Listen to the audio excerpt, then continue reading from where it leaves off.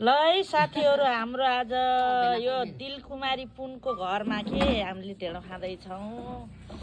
यहाँ सुकुटी हो है साथीहरू, यो सुकुटी साग। यहाँ यत्रो हड्डी हालेको चन्दा चन्देलले खसीको भेना खसीको सुकुटी ल्याएको हजुरले हो। खसीको सुकुटी झोल। यता इन्द्र थापा हुनुहुन्छ, खसीको सुकुटी खाएर बेसरी मोटाउँछु।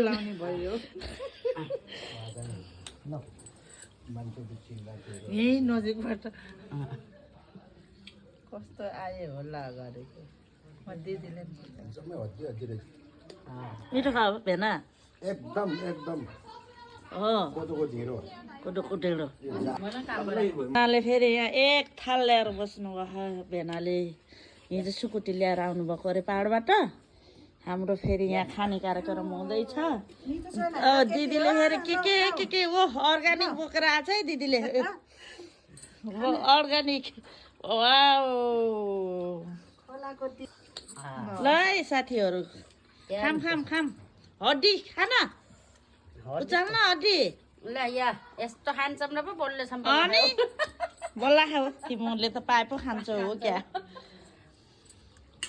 किन धेरै नखाने होइन कि हाल्दै खानु मिठो होला। खाऊ क्या त्यति कोदोको खाऊ हेर क्या त्यो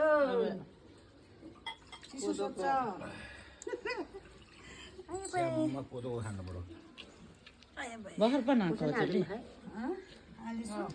नभए खाने भए ठोकेर खाने भए खाऊ ल। ढेँडो म पनि अब तयारी अवस्थामा है ढेँडो खानलाई। खुर्सानी हालेर खाएको